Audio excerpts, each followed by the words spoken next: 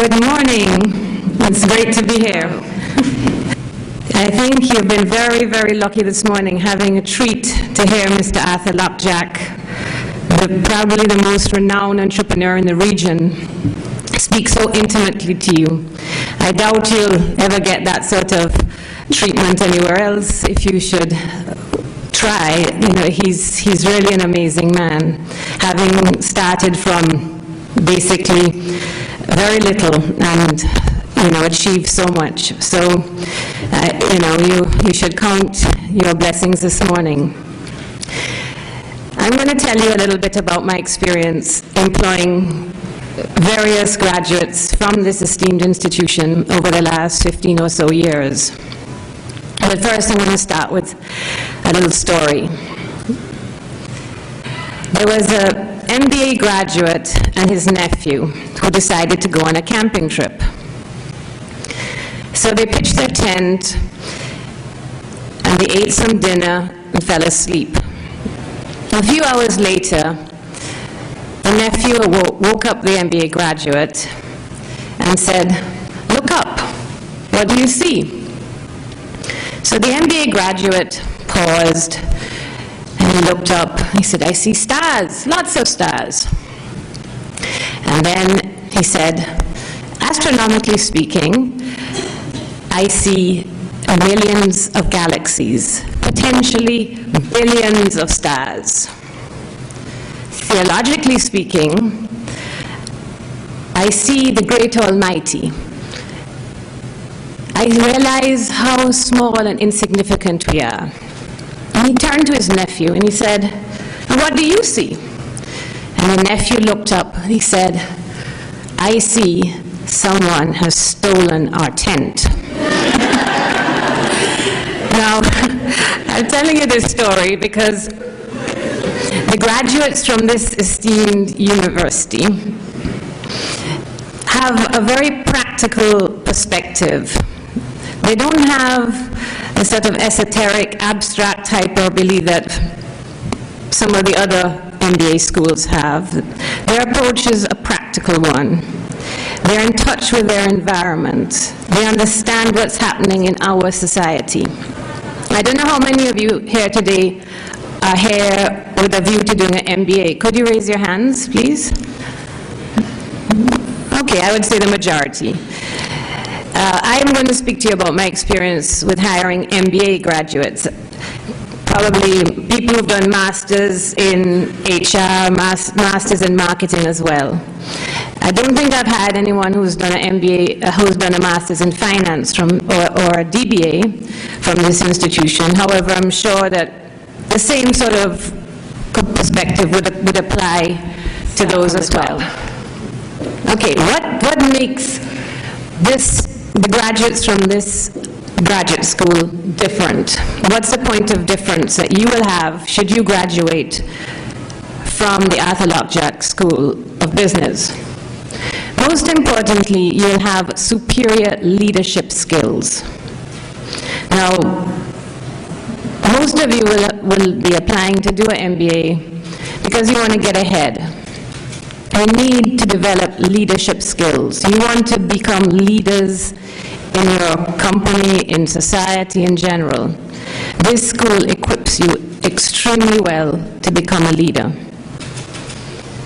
You're going to have access to an influential network. You could see from the people who are here today, the diverse backgrounds that you all come from. You will be exposed to people in different cohorts, all of whom are leaders in their particular companies, or if they're in the civil service, they all have different perspectives, and you will be able to gain, through working in groups, a very valuable network of influential people that will come in useful as you develop your career in the future. Ethics. Importantly, you'll be exposed to ethics. I'm sure most of you have high ethics to begin with, but the whole importance of ethics will be formalized in the course here. a passion for excellence. You will be forced to excel just through peer pressure, because everyone in this group wants to achieve and do well. Everyone wants to graduate with a first. So just by virtue of being around people as opposed to distance learning or abstract or internet learning, which some of the other programs that are offered in Trinidad and the Caribbean as a whole, because maybe some of you are from other countries, I'm not sure, you will be forced to excel. Experiential learning. I don't know if you're familiar with this terminology, but if you learn through experience, you will retain a lot more than if you just read books and learn in an abstract way. When the way that they teach here is such that you're in groups doing most of your projects together with other people. And therefore, the experience of that process helps you to retain a good understanding, much more so than internet learning. You're going to use case studies that are relevant to this country, to the Caribbean, to CARICOM, to the West Indies. You're not going to have case studies, I mean, I'm sure you'll have some, but they won't be focused on Europe, Canada, North America, whatever, which is what you'll be exposed to should you do some of the other types of courses. Cross-functional teams we discussed already. Superior presentation skills. You will be forced on a regular basis to give PowerPoint presentations such as the one I'm doing.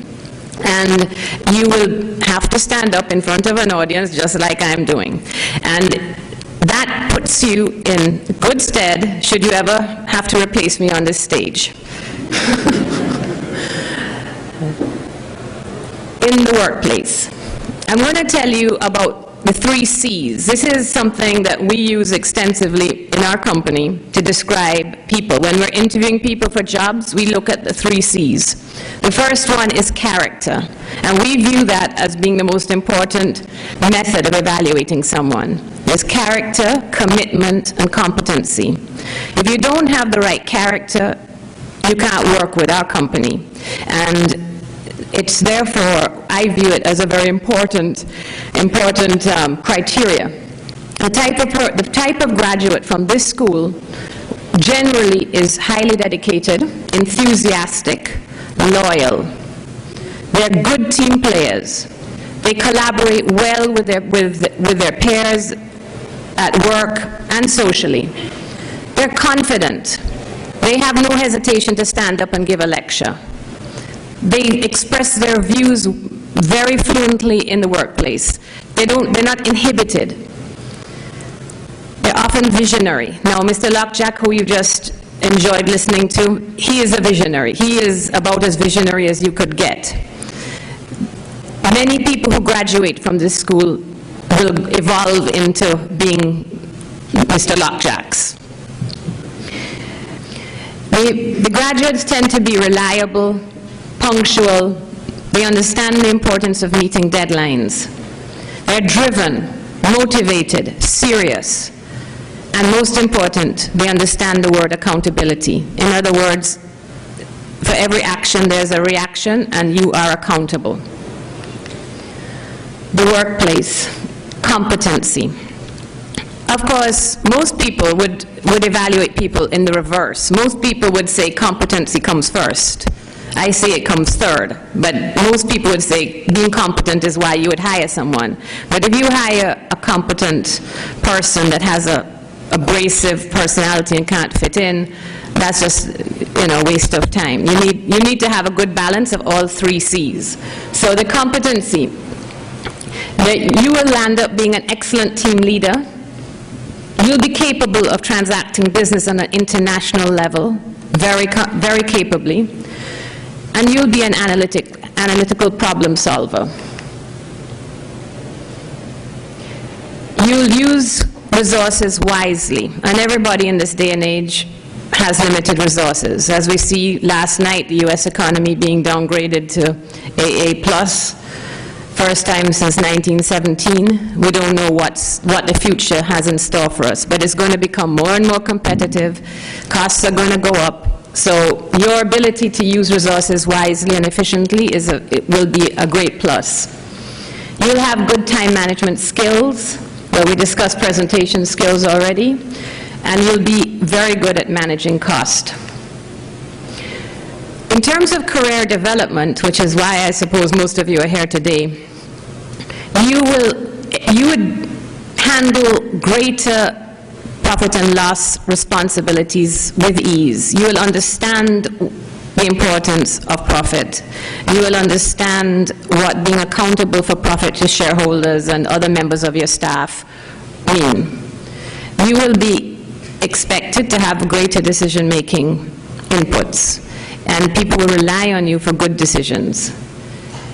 You'll be fast-tracked through the corporate hierarchy. In other words, if you're 25 and you're just entering a management level, you will be put in a different track that will cause you to be propelled through the organization much more rapidly, because you'll grasp business concepts much more quickly than someone who's just come out of an undergraduate degree with limited work experience. There's a huge difference between a graduate from this institution and one who's just done 3 or 4 years who's had 3 or 4 years of work experience without the formality of an MBA.